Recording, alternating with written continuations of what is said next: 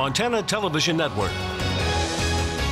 Montana This Morning continues on Montana's News Leader.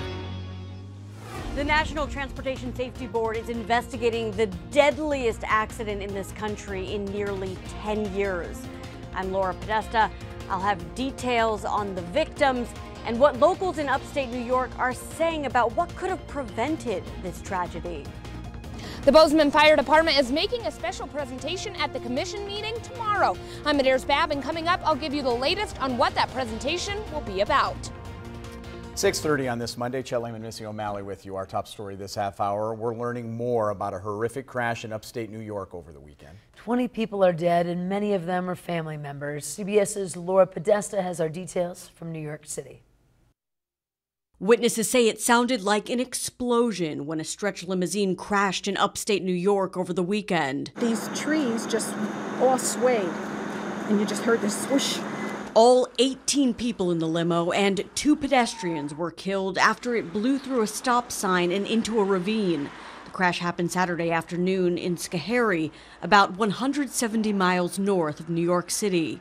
4 sisters are among the dead. Barbara Douglas is their aunt. They were fun-loving. They were wonderful girls.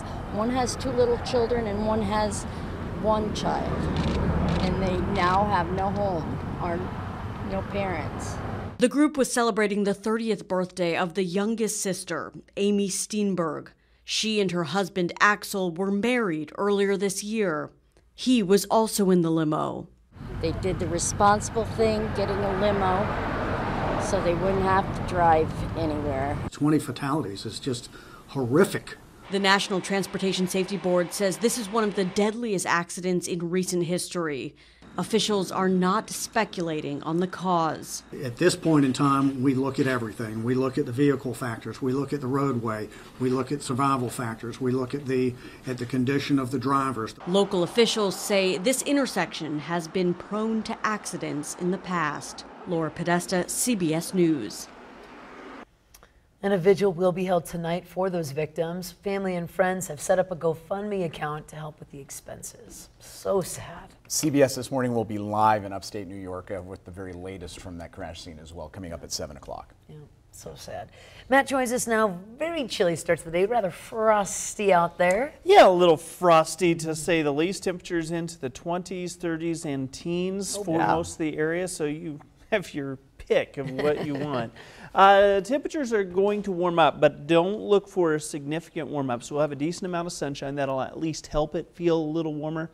It's all about mind over matter at this point. It looks like our temperatures should be into the mid-40s today. Look for that patchy fog. We're seeing it at Bozeman Yellowstone International Airport this morning. We could see some patchy fog in Butte or around Butte as well.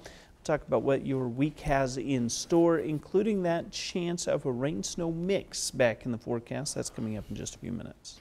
Thank you, Matt. It's now 6:33. Our top local story out of the mining city. Butte police and SWAT team had a 3-hour standoff with a fugitive who barricaded himself inside a residence on Mercury Street near Washington Street last night. The standoff ended at about 7:30, and the SWAT team apprehended the man inside the home. The wanted man is in custody, and no other injuries were reported. Butte police say more details about the incident will be shared today. Also, a homicide being reported by authorities late Friday night in western Montana. MTN's Donnell Lakatua has been following this story out of Dixon and has the latest. Neighbors and residents in Agency near Dixon reported hearing 5 piercing gunshots late at night on October 5th. Sanders County deputies and tribal law enforcement are searching for 3 men after they found the body of William C. Camel, who was shot late Friday night. Sanders County deputies, a detective, and tribal police responded and found Camel's body and have since determined that the 3 suspects are not a threat to the public. However, their whereabouts are unknown at this time. Near Dixon, Donnell Lakatua, MTN News. Now, of course, we'll continue to follow this story. More information as it becomes available online and tonight at 5:30 and 10. And tonight, the Bozeman Fire Department will be making a special presentation at the Bozeman City Commission meeting. MTN's Eugenes Pizza talked with the fire chief to find out what new plan will be unveiled.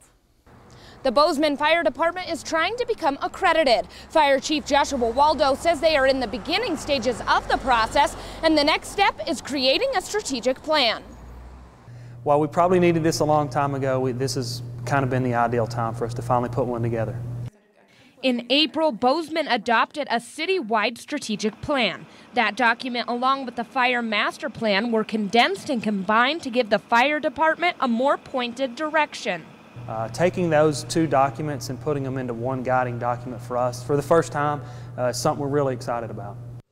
Waldo says this plan will help make sure all fire stations are on the same page. Yeah, and I think it's extremely important in a community like this where things are growing so fast. We've got to have a plan, and we've got to have everybody kind of working in the same direction if we're going to keep up with what's going on in this community. But what exactly is the fire department's top priority? The biggest one for us right now is the Public Safety Center initiative that's on the ballot November 6th. So that's our big one that we're focused on right now. If we can get that pushed through, and then we can move on to some other projects. Waldo says the accreditation says that the plan must be reviewed after the first 3 years, but after that it will only have to be revised every 5 years. In Bozeman, Medeiros Babb, MTN News. And Medeiros will be at the meeting tonight. She'll have a full recap of the Bozeman Fire Department's full strategic plan tonight at 10. Well, after Brett Kavanaugh was sworn in as newest Supreme Court Justice this weekend, Montana U.S. Senator Steve Daines spoke to President Donald Trump and Vice President Mike Pence on the phone. Both thanked him for his continuous and vocal support of Kavanaugh throughout the nomination process. Senator Daines was in Montana rather than Washington this weekend so he could attend his daughter's wedding. The state's junior senator issued a statement after the confirmation of Judge Kavanaugh. He said, quote, "Congratulations to Supreme Court Justice Kavanaugh. He will be an outstanding justice," end quote. Montana's senior senator, Jon Tester, who voted against Kavanaugh, said, quote, "I have concerns that Judge Kavanaugh defended the Patriot Act instead of Montanans' privacy. I have concerns about who he believes is in charge of making personal health decisions. I'll be voting against him," end quote. Now, Senator Tester's opponent in the November election, State Auditor Matt Rosendale, called the confirmation of Brett Kavanaugh for the U.S. Supreme Court a historic day. The Supreme Court now is going to be returned back to playing a role of interpreting the Constitution as the founders had written it, and not as per some new progressive agenda that somebody wants to try and implement going forward. And I'm just really, really proud of Judge Kavanaugh and his family for sticking in there, hanging in there, and enduring this process. Now, a debate between Montana Senator candidates was canceled this weekend, has been rescheduled. The debate, which will be aired on MTN stations and Yellowstone Public Radio, will now be held Saturday, October 13th in Bozeman. It'll be the second and likely final broadcast debate between the Democratic Senator Jon Tester and his Republican challenger Matt Rosendale. Libertarian Rick Breckenridge also has been invited, is expected to attend. The debate was supposed to take place Saturday, but was canceled because Senator Jon Tester was in Washington, D.C. for the Kavanaugh vote. Now, Saturday's hour-long debate will be aired on MTN stations at 6 p.m., again on October 13th. Candidates will field questions from a panel of journalists from MTN and Yellowstone Public Radio. And for certain people, the taste of Eugenes Pizza in Glasgow is the best in the world. And when it's the cravings that they're willing to go to the extreme lengths to satisfy their hunger.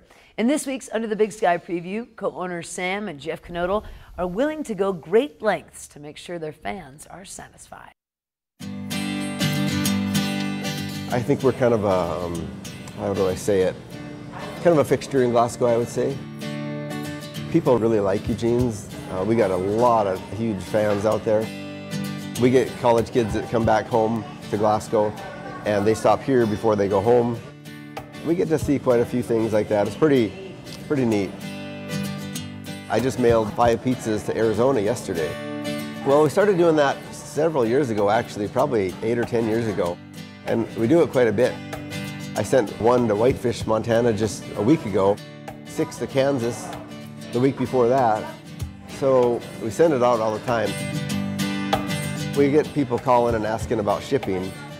And when I tell them how much shipping is, because I never know, it's just an approximation for me. So I'll say, well, it's going to be like $90 to $100. They're like, oh my God. I don't think they realize that it has to go next day air. So I mailed 5 pizzas to Arizona in the heat. I haven't told them yet, but it was $173 shipping for 5 pizzas. So with the pizzas, we're talking about $250-ish. So, yeah. Well, that one was for a girl from Glasgow. It's her 40th birthday. And so we made it kind of special. I think it'll be really special. We put 40 in pepperoni on the top of the pizza for her. And then I had one of the girls down here write under the pizza, on the pizza circle, make a big happy birthday with balloons and stuff. So I think she'll get a nice little surprise. So that'll help ease the pain of that $173 shipping charge.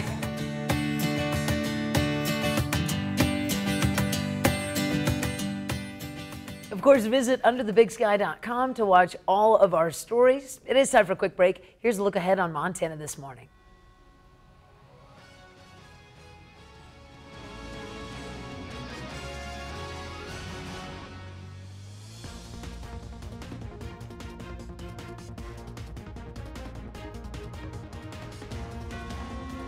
Good morning ahead on CBS This Morning. We're in upstate New York with the investigation into the limousine crash that killed 20 people. We'll look into limo safety concerns. And after Justice Kavanaugh's confirmation to the Supreme Court, the New York Times' Jody Cantor will join us in Studio 57. What it means for the Me Too movement. We'll see you at 7.